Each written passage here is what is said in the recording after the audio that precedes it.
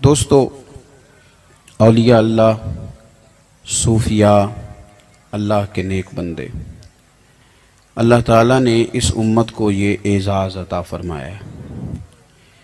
یاد رکھیے گا کہ اولیاء اللہ اور صوفیاء دین کا وہی تسلسل لے کے آگے بڑھے جو صحابہ کرام اور اہل بیت اطہار نے ہمیں عطا فرمایا تھا۔ سب سے پہلی بات اچھی طرح سمجھ لیں کہ اللہ کا جو ولی ہوتا ہے اس کا عقیدہ بالکل ٹھیک ہوتا ہے۔ قرآن مجید نے فرمایا کہ الا ان اولیاء اللہ لا خوف علیہم ولا هم یحزنون، خبردار ہو جاؤ، اللہ کے ولیوں کو نہ کوئی خوف ہوتا ہے اور نہ وہ غمگین ہوتے ہیں، پر وہ ہوتے کون ہیں؟ الذین آمنوا، جو لوگ ایمان لائے، وکانوا یتقون، اور جنہوں نے تقوی اختیار کیا۔ تو قرآن مجید نے خود ولی کی تعریف کر دی، کسی اور سے پوچھنے کی ضرورت ہی کوئی نہیں۔ فرمایا جس کا ایمان مضبوط ہو اور جو متقی پرہیزگار ہو وہ اللہ کا ولی ہوتا ہے۔ ایمان کی مضبوطی سے مراد صحت عقیدہ ہے، اس کا عقیدہ بالکل ٹھیک ہونا چاہیے، بالکل وہ عقیدہ جو اسلاف کا عقیدہ ہے، جو صحابہ کا عقیدہ ہے، جو اہل بیت اطہار کا عقیدہ ہے۔ کیا معنی؟ کہ وہ اللہ کریم کو مانے تو اس طرح مانے کہ وہ سمجھے کہ سوائے رب کے کسی کو سجدہ جائز نہیں۔ اچھی طرح سمجھ لیں۔ میرے اعلیٰ حضرت بریلوی رحمۃ اللہ نے لکھا ہے کہ کسی مزار پہ جاؤ تو قبر سے 4 ہاتھ دور کھڑے رہ کے فاتحہ پڑھنا، اور آپ فرماتے ہیں کہ یاد رکھ لو اچھی طرح، قبر کا طواف بالاتفاق حرام ہے، سجدہ کرنا بالاتفاق حرام ہے۔ فرمایا یہ ہاتھ لگانے اور چومنے میں اختلاف ہے، پر فقیر یہ مناسب سمجھتا ہے کہ دور کھڑے رہ کے فاتحہ پڑھی جائے۔ اللہ کے سوا کسی کو سجدہ جائز نہیں۔ ہم اولیاء کو، صوفیاء کو رب کی بارگاہ میں وسیلہ ضرور جانتے ہیں۔ اب میں نے ایک اور بات کہنی ہے، آپ کی سمجھ میں آئی تو ٹھیک ہے، نہ بھی آئی تو بات سچی ہے۔ مقصود ولی نہیں، مقصود اللہ ہے۔ ولی رستہ ہیں اس تک پہنچنے کا، مقصود ذات خدا ہے۔ تو یاد رکھیں گے کہ پہلی بات صحت عقیدہ، پھر اسی طرح کا معاملہ عقیدہ رسالت کے ساتھ۔ میرے نبی پاک صلی اللہ تعالی علیہ وسلم کو جب مانے تو کچا پکا نہ مانے، ترازو پکڑ کے نہ مانے۔ ترازو نہ پکڑ لے کہ اتنا علم تھا تو اتنا نہیں تھا، اتنا جانتے تھے کہ اتنا نہیں جانتے تھے، یہ کر سکتے تھے کہ وہ نہیں کر سکتے تھے، بلکہ مانے تو صحیح کر کے مانے۔ عقیدہ رسالت بھی ٹھیک ہو، اس کا تگڑا ہو۔ سرکار کو موٹی سی بات سمجھ لیں کہ اللہ کا ولی وہ ہوتا ہے جو سرکار کو مانے تو شانوں سمیت مانے، عظمتوں سمیت مانے۔ پھر وہ صحابہ کو مانے تو اس کا پکا نظریہ ہو خلفائے راشدین کے بارے میں، پکا نظریہ ہو شیخین کریمین کے بارے میں۔ اور جب اہل بیت نبوت کو مانے تو پھر اس طرح مانے کہ جب محبوب کی ازواج کے نام آئیں تو پھر بھی اس کی نظریں جھکیں، اور جب حضور کی شہزادیوں کے نام آئیں تو پھر بھی اس کا سر جھکے، اور وہ جب اپنے دل پہ توجہ کرے تو اس کے اندر سے آواز آئے کہ نہیں نہیں، تو صحابہ کا بھی غلام ہے اور مصطفیٰ کی اولاد کا بھی غلام ہے۔ یہ پکا نظریہ ہو۔ اور یہ مہربانی کریں، یہ ترازو آپ لوگ چھوڑ دیں، آپ کا کام ہی نہیں ہے، اہل حق کا تو کام ہی نہیں ترازو پکڑنا۔ اب ہمارے ہاں بھی یہ ہونے لگ گیا کہ کوئی بندہ ذرا زور سے نعرہ حیدری لگائے نا تو قریب سے کان میں اس کے ایک بندہ کہہ دیتا ہے نعرہ تحقیق بھی لگا۔ بھئی تجھے کیوں شک پڑ گیا؟ اپنوں پہ شک نہیں کرنا چاہیے، تو کس چکر میں پڑ گیا؟ بس آج اس کا دل نعرہ حیدری پہ تو اسے لگانے دے۔ اور اگر کوئی کھل کے حضرت عمر کا ذکر کرے تو قریب سے کچھ لوگ کہتے شان اہل بیت بھی بیان کرو، تو چپ کر، جو عمر کا ذکر کرے اسے ہی تو شان اہل بیت آتی ہے، تجھے پتہ ہی کوئی نہیں، تو ہمیں کون سا سبق پڑھا رہا ہے؟ ہم نے شان اہل بیت سیکھی ہی سیدنا فاروق اعظم سے ہے، ہم نے انہی سے تو سیکھی ہے، آپ ہمیں کون سا درس دے رہے ہیں؟ تو عقیدہ بالکل ٹھیک ہوگا تو ولی مانیں گے، ورنہ ہم ولی تسی مان لینا ہے، تسی بولے ہی نہیں تھے، یہی تو مسئلہ ہے، کدوں دا سمجھان دیا تو پھر بھی نہیں پہ کودے۔ او بھئی عقیدہ ٹھیک نہ ہو تو ہم ولی ماننے کو تیار بالکل نہیں ہے، اس کو سمجھ۔ دوسری بات ہے وَقَانُوا يَتَّقُونَ، میرا عقیدہ نہیں، اس کا عمل بھی ہو۔ اور یہ یتقون، متقی، میں زیادہ تشریح نہیں کرتا، وقت نہیں اتنا۔ متقی کسے کہتے ہیں؟ نماز پڑھنے والے کو، اسے تو نمازی کہتے ہیں۔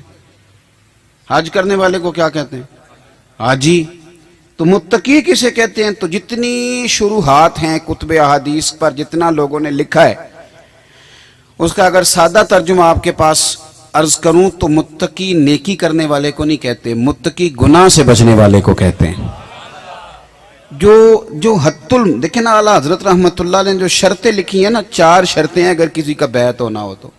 کتنی شرطیں جی؟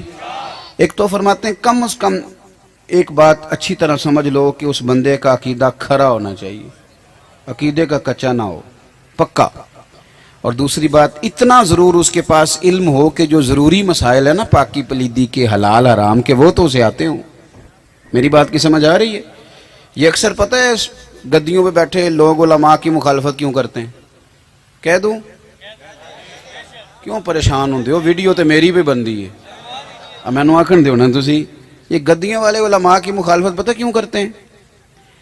یہ جو ہمارے پنجاب کے بڑے بڑے وڈیرے ہوتے تھے اور سندھ کے بڑے بڑے وڈیرے ہوتے تھے، یہ اپنے گاؤں میں سکول نہیں بننے دیتے تھے۔ انہیں پتہ ہوتا تھا یہ بچے پڑھ گئے تو ہماری بھینسوں کو چارہ کون ڈالے گا۔ اسی طرح یہ پیر علماء کی مخالفت کرتے ہیں، انہیں پتہ ہے لوگوں کو علم آ گیا تو ہمیں پیر کون مانے گا۔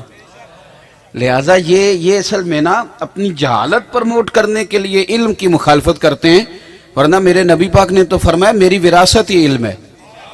نبی کا وارث ہی وہ ہوتا ہے جو دین کا عالم ہوتا ہے۔ تو اچھی طرح اس بات کو سمجھ لیں، ایک تو اس کا عقیدہ ٹھیک ہو، دوسرا اس بندے کے پاس کم از کم اتنا علم ہو کہ ضرورت کے مسئلے جانتا ہو، تیسری بات یہ بیان کی کہ کسی کا خلیفہ ہو، کہیں مرید ہو۔ آج کا ڈائریکٹ بھی لوگوں پر ولایت نازل ہو رہی ہے نا، معاذ اللہ، ڈائریکٹ بھی بیٹھے بیٹھے بن جاتے ہیں۔ اور چوتھی بات فرمایا اعلانیہ فسق نہ کرے، اعلانیہ گناہ نہ کرے، وہ گناہوں سے بچنے والا ہو، نیکی کی تلقین کرنے والا ہو۔ تو تقوی کا معنی، تقوی باریکی، تقوی یہ نہیں کہ وہ مطلب موٹی موٹی چیزوں سے بچتا ہے، باقی کہتا ہے خیر صلاح جی اللہ معاف کرنے والا ہے۔ میں اکثر اس بات پہ پریشان ہو جاتا ہوں۔ میں نے ایک دوست کو ایک دفعہ کہا کہ اس نے میرے ساتھ وضو کیا تو میں نے کہا میاں تیرا ٹخنا تو خشک رہ گیا، کہنے لگا جی اللہ قبول کرنے والا ہے۔ میں نے کہا کیا کام کرتے ہو؟ کپڑے کی دکان ہے۔ تو میں نے کہا اگر آپ سوٹ بیچیں، کپڑا بیچیں 200 روپے گز، تو ایک بندہ آپ کو کہہ دے نہیں 200 نہیں، میں نے تو 20 روپے دینے ہیں، قبول کر لو گے؟ چلیں ایک اور مثال دیتا ہوں، 2 لاکھ روپیہ کی جسے لینا ہو وہ کہے 500 لے لو مہینے کا، کر لیتے ہو قبول؟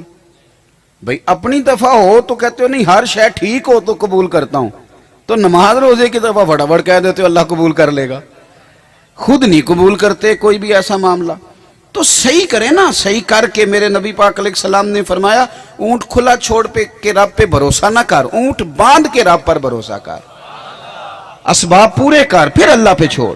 بہرکیف متقی چھوٹی چھوٹی، حضرت ابی بن کعب رضی اللہ تعالیٰ عنہ سے حضرت عمر نے پوچھا تھا کہ متقی کون ہوتا ہے؟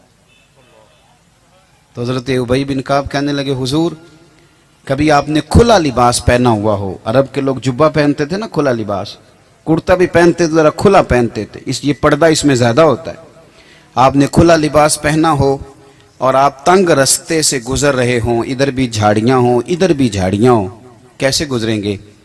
تو حضرت عمر فرمانے لگے میں نا اپنا دامن بچا کے ادھر سے بھی سمیٹ لوں گا ادھر سے بھی سمیٹ لوں گا، تو میں دامن بچا کے گزر جاؤں گا۔ تو حضرت ابی بن کعب کہنے لگے بس سمجھ جائیں دنیا میں ادھر بھی گناہوں کی جھاڑیاں ہیں ادھر بھی، جو اپنا دامن بچا کے گزر جائے اسے متقی پرہیزگار کہا جاتا ہے۔ آج کل ہم لوگ بے احتیاط بہت ہیں، بہت زیادہ، بولنے میں بھی بے احتیاطی اور عمل کرنے میں بھی بے احتیاطی، رزق کے معاملے میں بھی بے احتیاطی۔ ہم کہہ نہیں سکتے چونکہ لوگ اتنی اجازت نہیں دیتے، ورنہ یہ جو بہت سارے لوگ کہتے ہیں نماز میں دل نہیں لگتا، تو صوفیاء نے اس کی بڑی وجہ یہ لکھی ہے کہ رزق پاک نہیں ہوتا اور نظر پاک نہیں ہوتی۔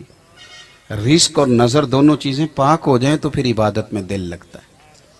اب یہ والا مسئلہ ہم بیان نہیں کر سکتے، ہم سے بہت سارے لوگ آ کے پوچھتے ہیں جناب حافظہ کمزور ہو گیا ہے، تو ایک بات وہ ہے جو میں کروں گا اور ایک وہ ہے جو امام شافعی کرتے تھے۔